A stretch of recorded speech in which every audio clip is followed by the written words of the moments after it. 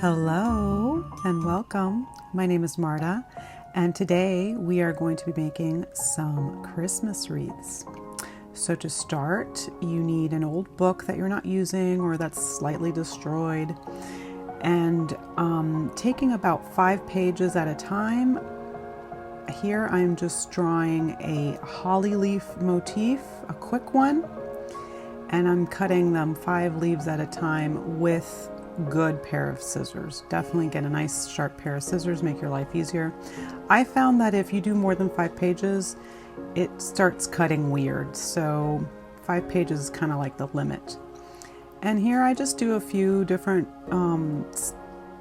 they're the same, but not exactly the same. So they're just like all slightly off and a little bit different.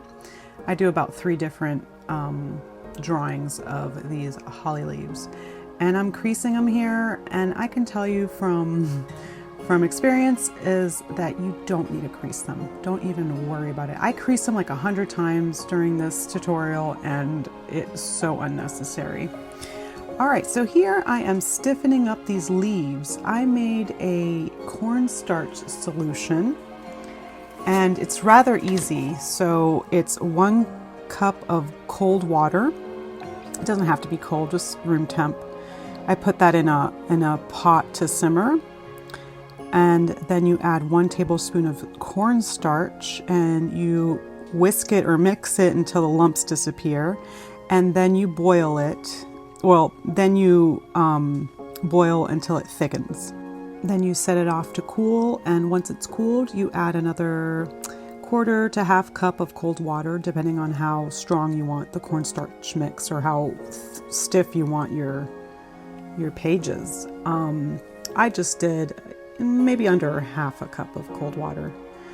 And then you just dip these guys in, and after that I used a clothes rack. I have one of those drying clothes racks. I just threw them on there. I'll show you in a little bit. And you just let them dry and they get all nice and stiff. And I just do this process for as many leaves as you want. I'm doing a wreath. I didn't have to do as many leaves as I did, but I just wasn't sure. So I did a lot. And in the end, I used about a little over half of what I cut.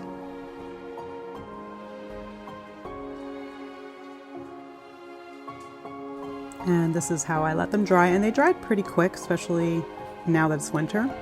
And these little leaf tacos are what you end up with, and they're nice and stiff, and that's what you're looking for. You don't want like a flimsy page. Now this step is totally unnecessary. I'm just showing you the extra work I gave myself. So I'm going to paint these guys. I am taking some of the acrylic paints I've been using. I am using Christmas tree and new shamrock color. I mix them up and I water them down quite a bit, because you almost want this like a well, at least I did. I wanted this to look like watercolor and not like perfect or anything. I wanted blotchy and whatnot. So I just did a quick, like a good coat on each side. I did both sides of these, and it takes some time, but it looks, I think I like the look in the end. It's very homemade, messy, almost like a kid would do, but I love that kind of art, so this is what I was going for. Now, if you want them more uniform, by all means, be my guest, do them all uniform. Just don't bother with creasing them. I can't tell you how much time I wasted with that fruitless endeavor. I could have saved myself the headache and just creased them at the very end once, and that would have sufficed.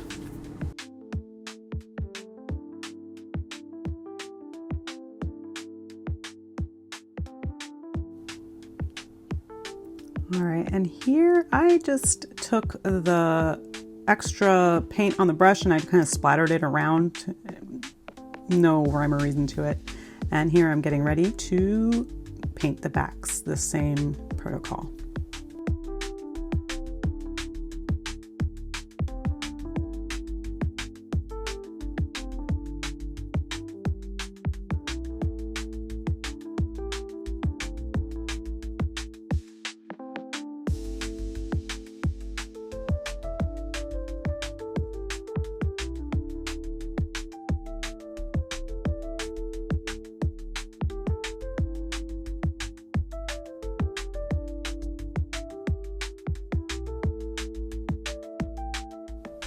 Once I finish painting these guys, I put them on that same drying rack to dry.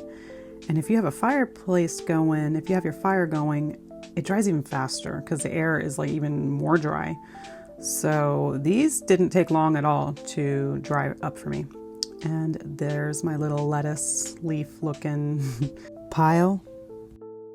And right now I am literally just picking through everything and getting the darkest ones, the most vibrant ones that I had in the pile. And I'm getting ready to paint the veins on these. So I'm taking black and some Christmas tree green, and the same kind of thing. I am watering it down because I want it to look like watercolors. So I'm just putting ample water in there, mixing them up. And I use like a small to medium round brush for painting the veins. More, yeah, like a small, not like a teeny weeny one, but a small one. One that can hold enough water in that on the brush. And over there on the left, I tried out using Sharpies, and it just doesn't look quite as nice as just painting it. So it's worth going the extra mile and painting the veins on these guys. I end up fussing around a lot with these guys. The little pointy parts of the leaves, I just take my nail and kind of like would squeeze it between my nails so that it wouldn't be too curled. Mainly because later I'm going to do another step and it just makes it a little easier to do. There I'm just showing you a side by side on the Sharpie side versus the painted, and I think the painted looks way better. But if you want to do Sharpie, you could. I also found that with a Sharpie, the paint would kind of dry out the tip. So it was just, this is way easier.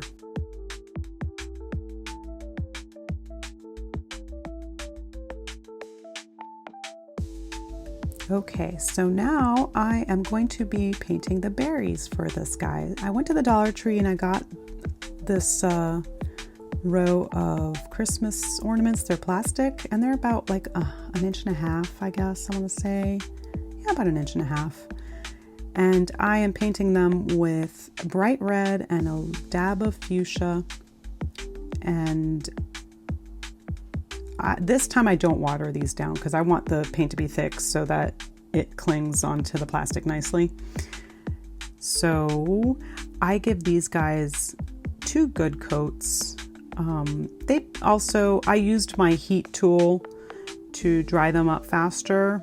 And just in case you do use your heat tool, be careful because the plastic heats up so quickly. If you hold it a little too close, you're gonna toast it. I have one that looks a little more like darker than the others, and that's because I wasn't paying attention. I just had a little too close and I toasted that.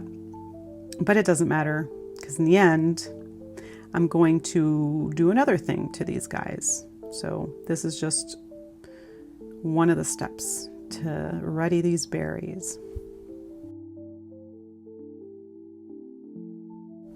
Okay, so for the leaves, I'm going to be attaching some floral wire to the backs of them. And I am just going to use some hot glue to attach them. I wasn't sure exactly which way I was going to do this wreath. So I made the wires a little extra long just in case. And in the end, it worked out perfect. I am glad I did that. And to cut this wire, I'm using some wire cutters, but if you have a good pair of heavy-duty scissors, it cuts that little wire right up. It's no biggie. All right, so my favorite step of all time, glitter. I got this glitter in Michael's. The 2 colors are berry and sage green. And I am taking some Elmer's glue. You can also use Mod Podge for this if you wanted. I have a lot of Elmer's glue, so I'm just using that. A nice, pretty big brush, not huge, but big enough to not take me forever to get the glue down on each ball. And I basically brush the glue on nicely. and then give it a good coat here. These are tricky. I had a tough time opening them up, and then I finally figured out how to do it. And you just take that little seal off and you pop that back on. All right, so here we go. See, I'm just gonna give it a nice thin coat all the way around. It doesn't have to be perfect all the way to the gold part of the ornament, like where it hangs, because you're not gonna see that. So there's like about a 1/4 inch to 1/2 inch around there that the glitter doesn't get to, and that's fine. Just as long as most of this gets coated, we're good. And I'm glad I painted him, because there are some areas where I was a little skimpy on the glitter, and you could see the red poking out, which was great, because if I didn't do that step, you could probably see the pink or the gold, whatever the original colors were for these balls. So just going that extra step sometimes is worth it. Now, if you're really good about coating it, you probably don't have to do it. Here I'm just saving some glitter.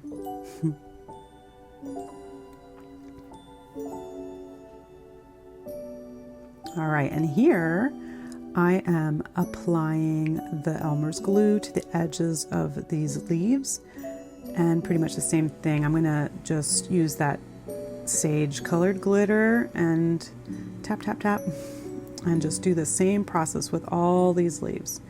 Now I did a few that were like thicker. The glue was thicker on the edges, and it was like more raised. It looked kind of like the glitter glue tube things.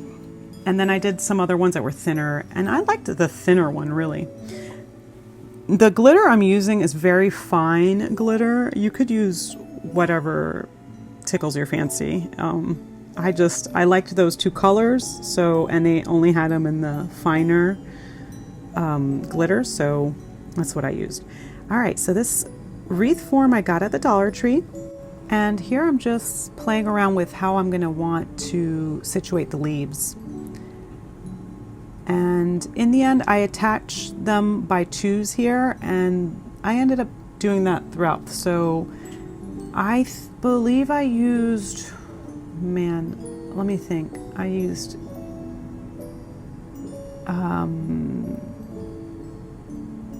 like maybe 24 leaves in the end. I don't know, something like that. So the berries, I do them in clusters of 3, and I'm just wiring them together here, and I'm going to hot glue them together so they kind of just stay uniform.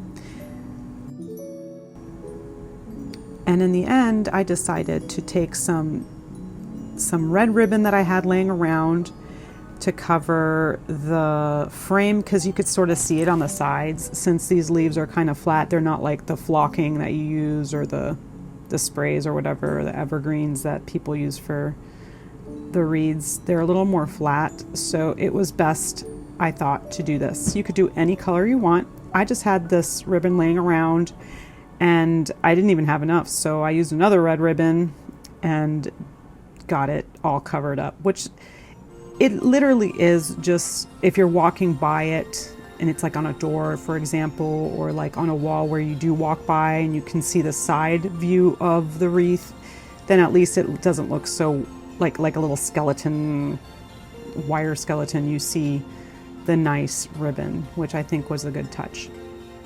So as I'm playing around with how I want the leaves situated, in the end I did 4, like how I did the top one there with the berries. I did the top and bottom just like that. And then the sides, I did 2 going up on each side, and then 2 going down on each side. So they kind of like the tips meet in the middle there. And in the end, I counted it, I used 20 leaves in the end.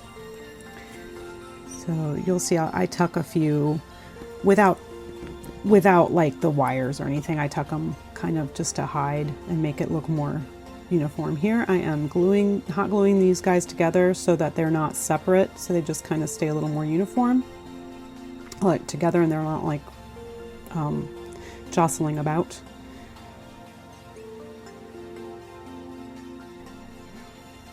I do hot glue with a little dabs of hot glue. Get these leaves that are in twos together so that they're not dancing around too much either. And with the wire, in the end, what I did was twist it about like maybe 3 or 4 times at the little base of the leaves. And then I split the wires in half, I split them up and tie them on around each side of the frame there. That way when they meet in the middle, in the back of the wreath, I can twist them really tight. And that worked nice. And then I just cut off the excess of the wire. And then once I really am happy with where the leaves are going to be situated, I do hot glue them onto each other and then onto the ribbon there of the wreath. And here, when I turn it over, you can get a better idea of how it looks. There you go. I'm twisting those 2 up and cutting off the excess there. And I just do that with all of them. And I feel like that was like a better way to tie them than keeping the 2 wires together and wrapping it around. It was just not as tight as I wanted it to be. So splitting the wires in 2 and wrapping them around was much better. This wreath is very simple. It's not like too complicated, but it is a little time consuming. Each step takes some time, but I think in the end I was very happy with the results. This is exactly what I wanted. So it was, for me, worth the effort. Now, if you don't have book pages, you could use music sheets, old music sheets, or print music sheets out and use it that way. I think I would have loved doing it that way. I just didn't I do have some laying around. I just couldn't find them. So I used this book that I keep using for crafting. And here I'm just taking a couple of lone leaves and tucking them in between those 2 where they meet there in the middle, just to hide the ribbon. And I'm taking another 2 and cutting them down the middles and cutting them back a bit and just putting them on either side of those berries. That way it's hiding the ribbon more and the wires.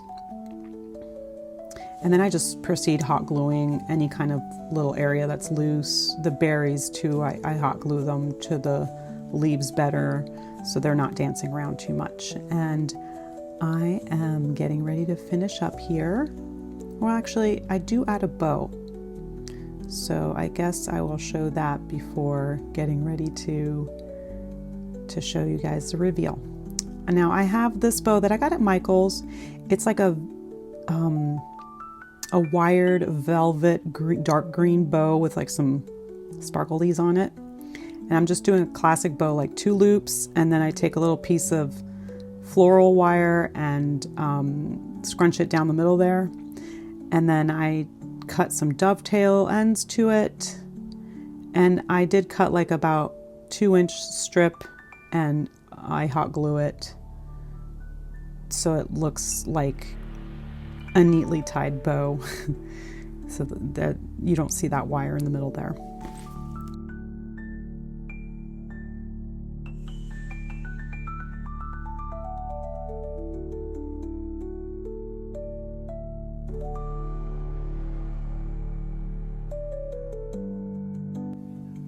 I wasn't sure where I was going to place the bow. In the end, I did it towards the bottom.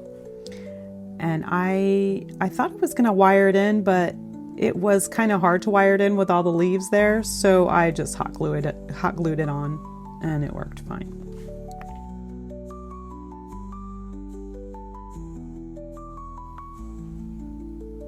Hi, I'm back. Bonus project. I wasn't going to add this, but I did in the end.